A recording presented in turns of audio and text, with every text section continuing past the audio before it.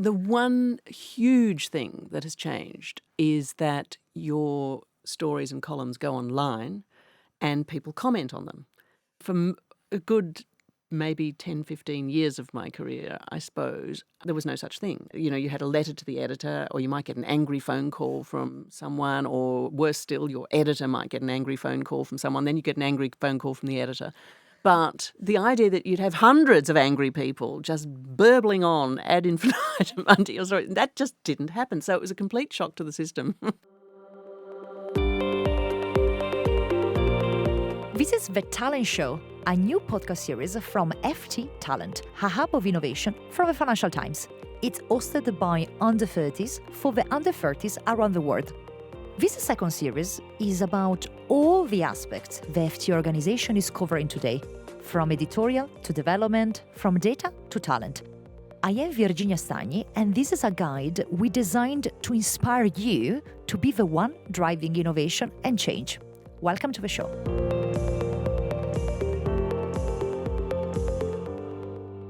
Today I'm joined by the FT business columnist Pilita Clark. How are you, Pilita, today? I'm very well, very pleased to be here, very honoured to be here, actually, Virginia. We are honoured to have you.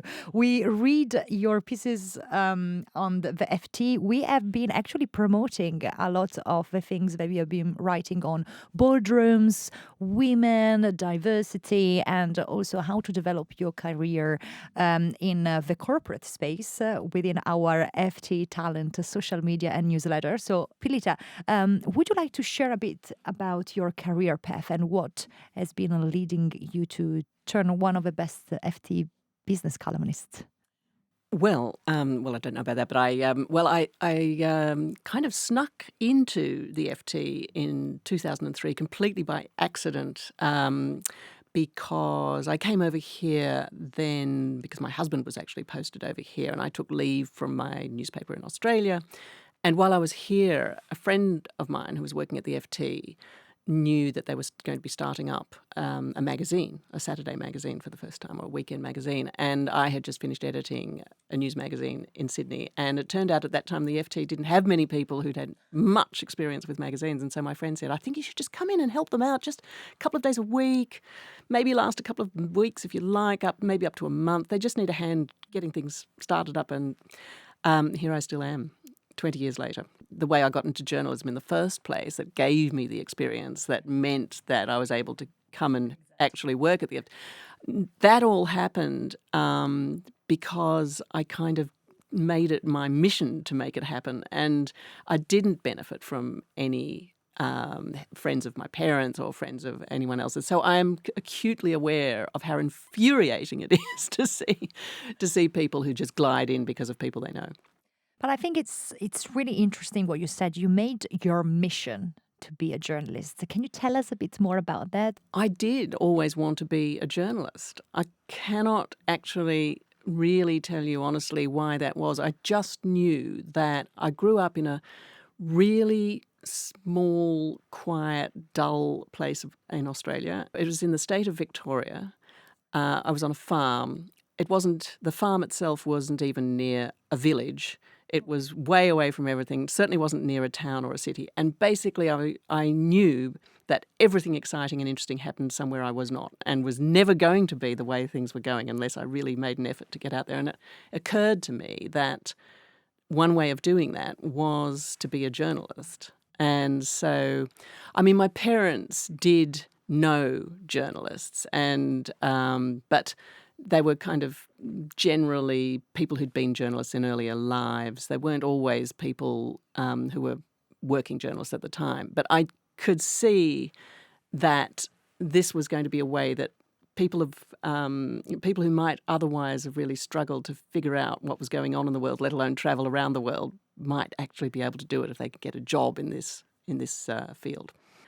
Even though I knew that I wanted to be a journalist, I also knew that I wanted to have some experience of life, and so I thought I would take a gap year between the end of high school and university. So I applied to several universities, got into a couple, including one that had just started offering journalism studies. And then I went off travelling, and one gap year turned into 2 gap years, which turned into 3 gap years, which was just ridiculous, but I was having a great time doing lots of things. So in the end, I finally got around to university. I wouldn't necessarily recommend this to people listening, although, it wasn't a problem then. I think I would feel a lot more pressure if I were the same age now. But eventually I ended up at university, did an English degree, but there were a lot of journalism units in it, and part of the way that it operated was there were a lot of working journalists who were lecturers and tutors, and they had contacts in newspapers, and so they basically helped you to get work experience at least in these papers. So, can you just describe what does it mean to be a business columnist for the FT, and especially how does your day look like? So my day sometimes can look incredibly interesting. I can be sitting around one of the meeting rooms that we have here in Bracken House with the chief executive of a really big, well-known company. They can be talking on the record or off the record, and we have the privilege of asking them all sorts of any sort of question that we want. Alternatively, I can be sitting in my yoga pants in front of my laptop for hours and hours on end, racing to try to finish a column and struggling and getting distracted by everything from making 15 cups of coffee to anything else that makes the typing flow faster. But it's pretty variable. And what you find most exciting about it? I mean, the most exciting thing about it is that, just as I hoped when I was 12, you actually can get out and be paid to meet extraordinary people, see amazing things, and visit extraordinary places if you're super lucky, and basically satisfy your curiosity about how the world works.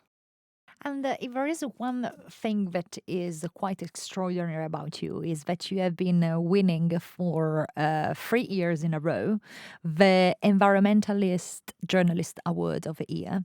How did you turn from exploring the world, entering in the business dynamics, and then now in this environment world? How did you basically, I believe, pivot a bit your interest and your style to go into this direction?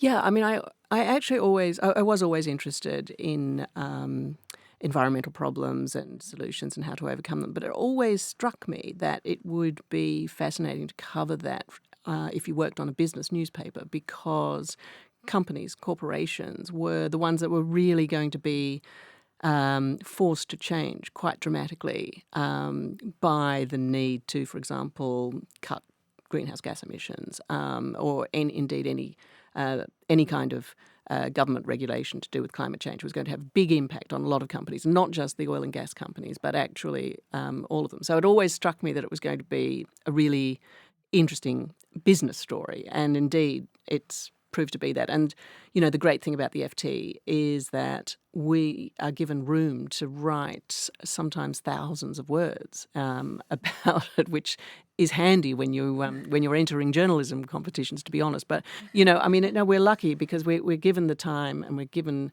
the resources to be able to go and to report on stories that I know a lot of people in the media don't have those advantages. So I'm always very aware of that. And I think really this intersection between business sustainability and climate change is really at the forefront of what is necessary to be talking about and discussing, and really building a dialogue between generations. And so, what has been the most exciting story that you have been writing about this that you would like to mention?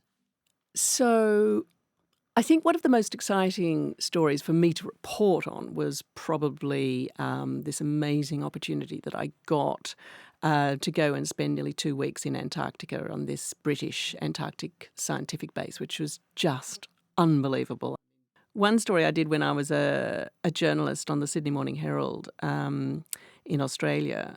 I still remember it was incredibly exciting to do because it was about political donations to parties, and I discovered that one of the main political parties there was taking money from really dubious people, including someone who was a convicted murderer, and was in jail when I tracked him down and interviewed him. And it's actually the excitement that you have and the terror actually when you're about to publish a story like that and you have no idea what effect it's going to be like. Even though it's been lawyered, even though it's been edited by colleagues, you always are just slightly nervous about what the impact's going to be. So that was quite exciting.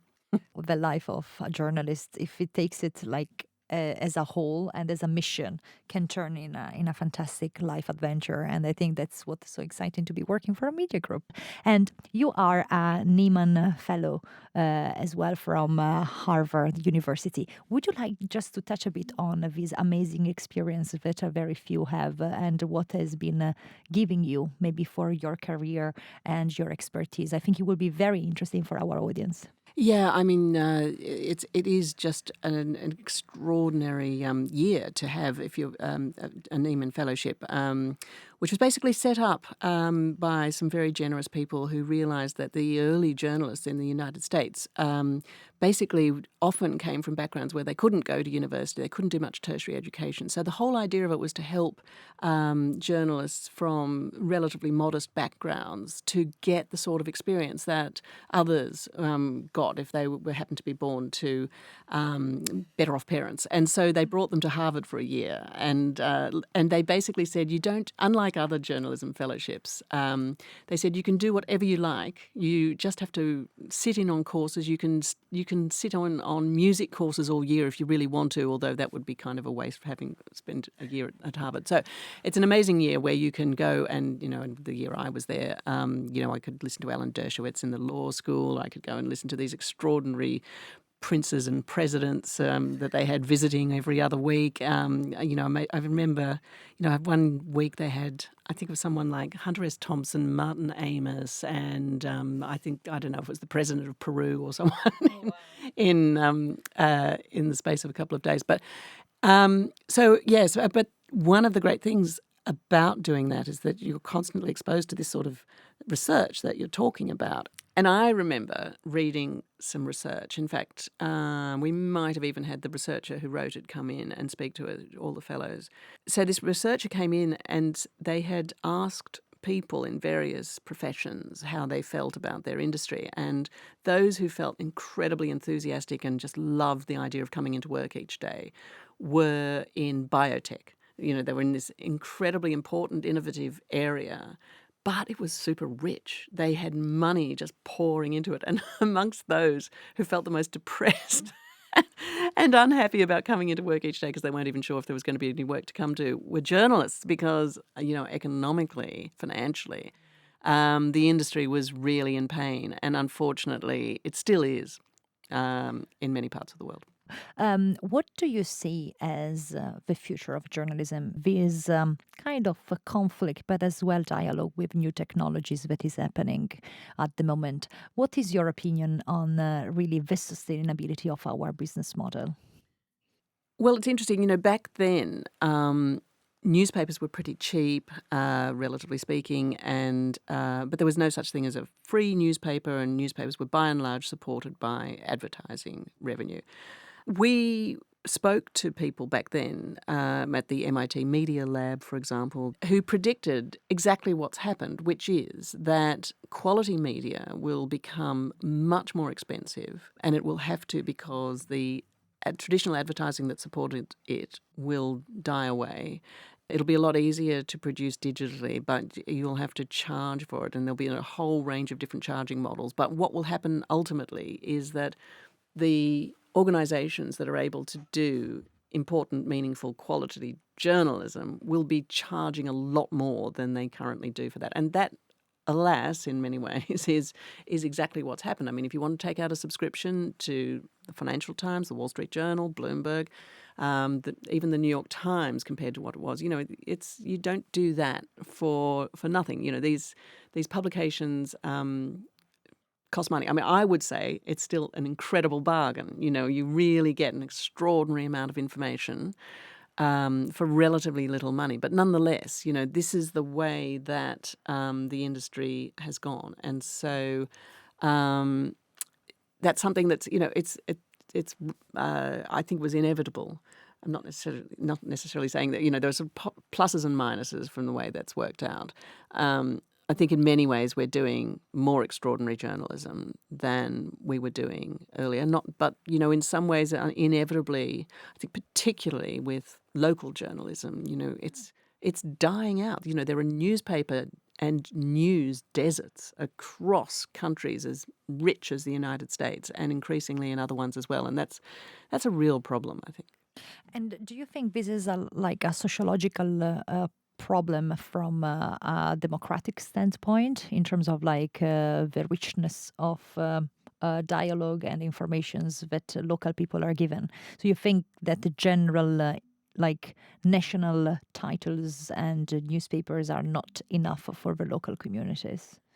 Yeah, I mean, I think it's a huge problem because, of course, national papers do a terrific job of covering a huge amount of what's happening in the world, but really they can't possibly cover local authorities, local government stories, and that's where a lot of decisions are made that really affect people's lives. And the even in a country like the UK where local authorities have a huge amount of power compared with other countries, and they can be running, they run things that are incredibly important to people's lives, everything from schools, aged care, all of these areas that really matter. And we're seeing now in the UK, for example, what happens, particularly after the pandemic, what happens when these services don't exist in the way that they should. So, yeah, I think it's really, really important. When we're talking about green tech innovations, and you're an expert in this, like how do you stay on top of all these innovations and disruptions that are happening in the market? Yeah, it's really not easy because there is, particularly at the moment, there's so much more money going into these ventures. So, not that long ago, I would say maybe, 7, 8, 9, 10 years ago, perhaps, um, even things like solar and wind were called alternative technologies. They were just regarded as something that, nice to do. And yes, we need to get around to really putting money into this one day, but, not something that's going to take off. And then all of a sudden, of course, they have because they work so brilliant. But on top of that, you've got everything from, green hydrogen and many other colours of hydrogen and various other technologies that it is quite difficult to stay on top of what they actually can and cannot achieve. But I will say last year, the FT's Tectonic podcast did a few series that I was lucky enough to present on green tech and what was really going to be interesting. And one of the most amazing ones we did was on nuclear fusion, and we went out to one of the sites where one of these reactors is being worked on. And that, of course, if nuclear fusion could ever take off in the way that its proponents think it could, that would just be such a game changer. It would be extraordinary. Unfortunately, we're still quite a way away from that. Younger journalists that are looking for inspirations from your career and your journey here, do you think that the way of writing a good column and writing a good article has changed with the awareness that we have of our reader? I mean, if there is one thing that digitalization gave us is a very interesting kind of granular understanding of our audience and who our audience might be, how they can comment, what might trend or not. Do you think it change or it should change or shouldn't change the way of doing quality journalism? The one huge thing that has changed is that your stories and columns go online and people comment on them. For a good maybe 10, 15 years of my career, I suppose, there was no such thing. You had a letter to the editor, or you might get an angry phone call from someone, or worse still, your editor might get an angry phone call from someone, then you get an angry phone call from the editor. But the idea that you'd have hundreds of angry people just burbling on ad infinitum unto your story, that just didn't happen. So it was a complete shock to the system when that did start to happen. And I think, I would say it's a really mixed blessing. On the one hand, there are some incredibly thoughtful, interesting people who make some great comments. Some of them are hilarious. It's just a joy to read them. I know people who just stop reading the comments because they think it's bad for their mental health, which, I completely understand because that can happen on but so you get a much more immediate sense, though, of how whatever you're writing is being received. And also, of course, that's not counting the audience engagement technology that now exists, so you can see exactly how many people at least clicked on it, and also how long they spent reading it.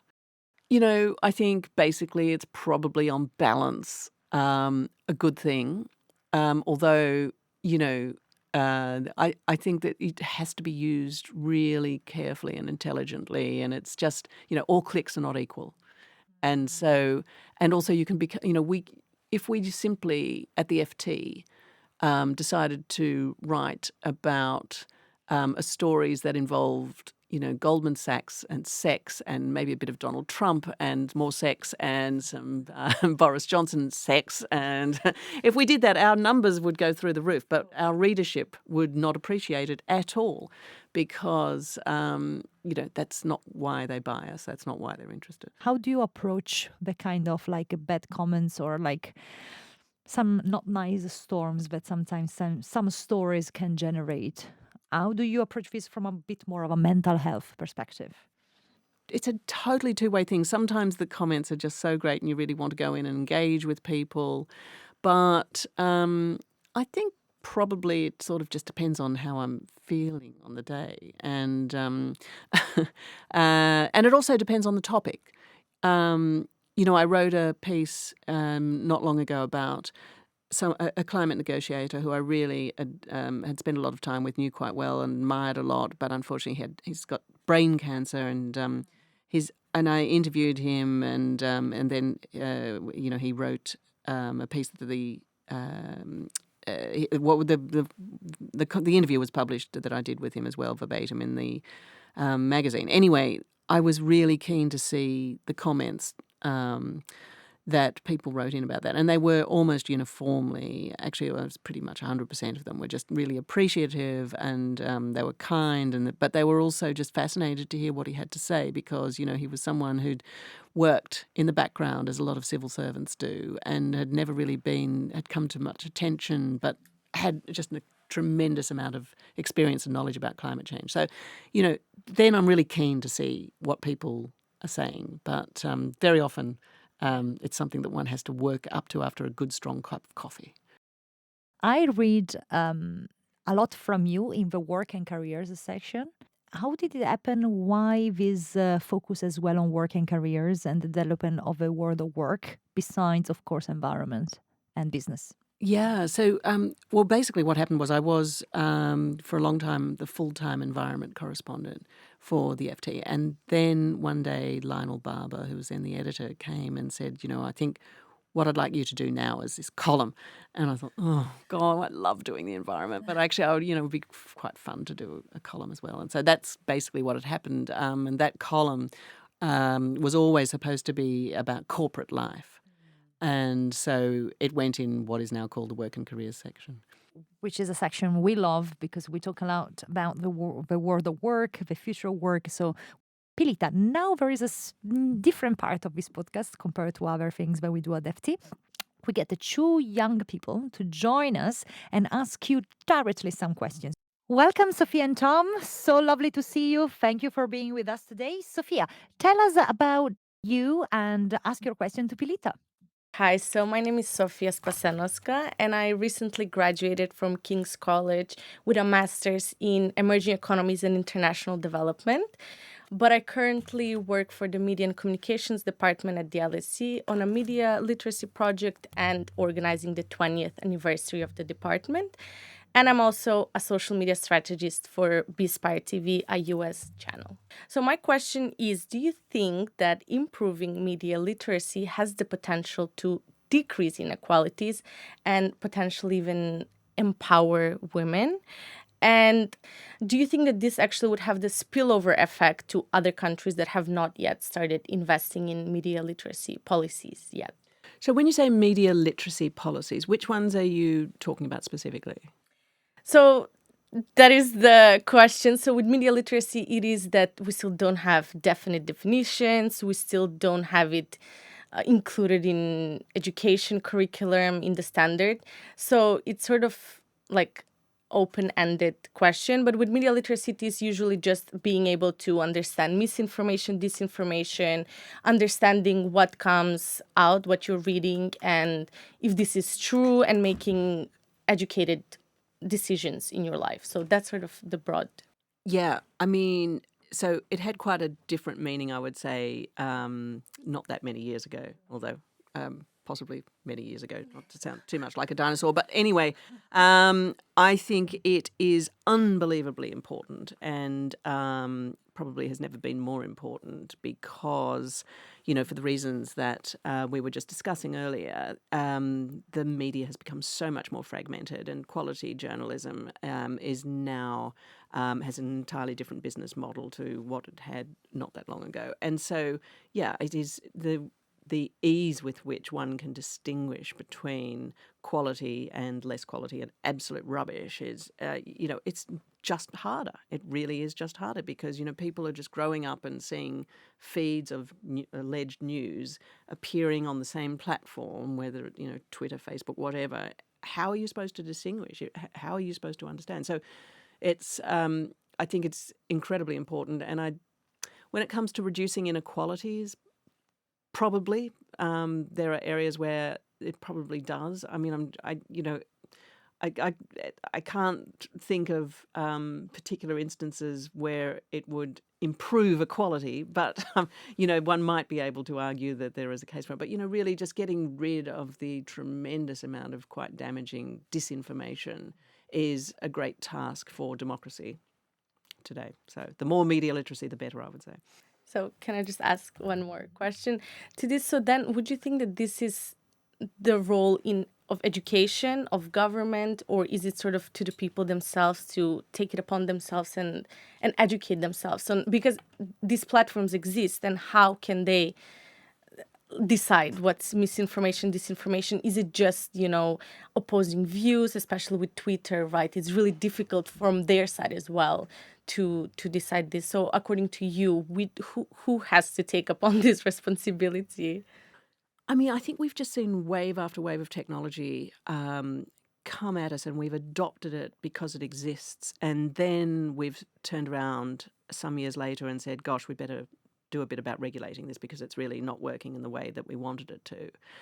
And it's interesting now, I think, to see the way that people are thinking about artificial intelligence is they realise that approach had meant that there were great flaws, there were great risks, there were great problems that we didn't really think about. So people are already saying, well, we don't want to repeat what happened with social media with artificial intelligence. So I think, that lesson has been learned that it requires action by individuals, by schools, by governments to really address this. It's not something that anybody or any one institution is going to be able to solve alone. Yeah, thank you so much. Thank you. Tom, over to you. Hi, I'm Thomas Charlie, and I recently graduated from the LSE with a BSc in politics and history. And while I was at the LSE, I was the founder and president of the International Media and Journalism Society, so I have a deep interest in journalism and the media in general. And I just wanted to ask you, relating back to AI, actually, and the topic of misinformation. We hear a lot today about how artificial intelligence is going to contribute to misinformation, such as through the production of false images or articles or even voice recordings. And I wanted to ask if do you think AI can be used to prevent the production of misinformation, and if so, whether it should be used in that way. See, this is the problem with AI.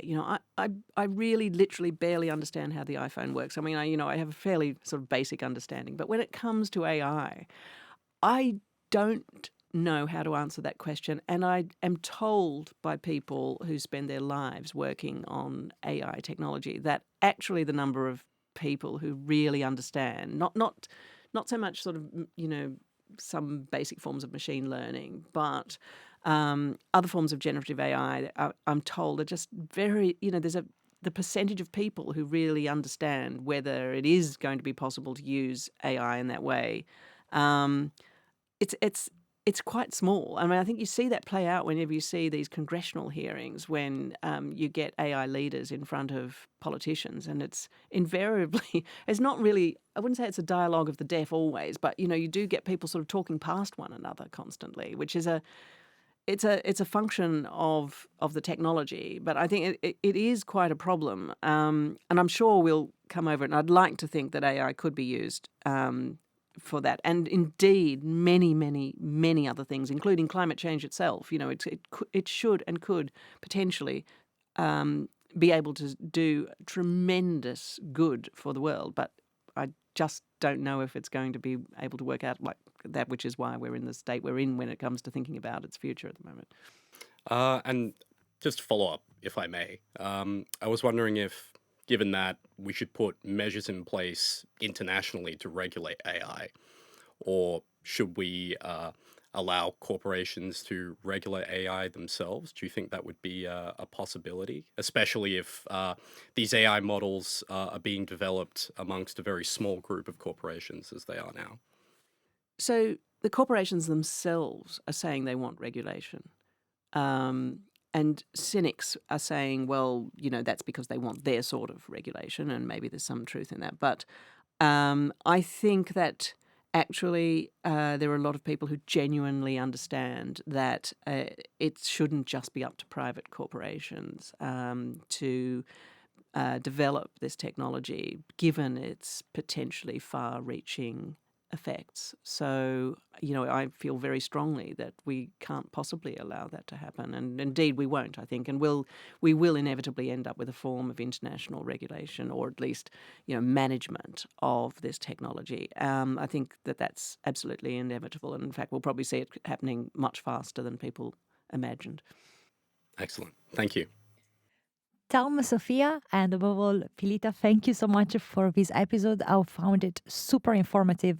Thank you so much, guys. And up for, of course, listening to all the different episodes of The Talent Show. And of course, check all the other Financial Times podcasts wherever you get your audio products. Thank you so much. If you're a listener of a talent show, I bet you're quite interested in the world of work and in understanding trends that are shaking up workplaces worldwide today. I recommend you to check out Working It, the FT's workplace podcast and newsletter. Join our friend and host Isabel Berwick every Wednesday for understanding the big ideas shaping work today and the old habits we need to leave behind. Tune in, subscribe, and follow. This has been The Talent Show, which is produced by the FT Talent team, Aya Al-Shihabi, and me, Virginia Stagni. Our podcast producer, editor, and sound engineer is Arturo Ochoa, and our social media producer is Letizia Clementi. Our music is by Dennis Kishuk. Check out all of the Talent Show episodes at fttalent.ft.com, subscribe wherever you get your podcast, and follow FT Talent on socials for updates. Until next time, and keep listening.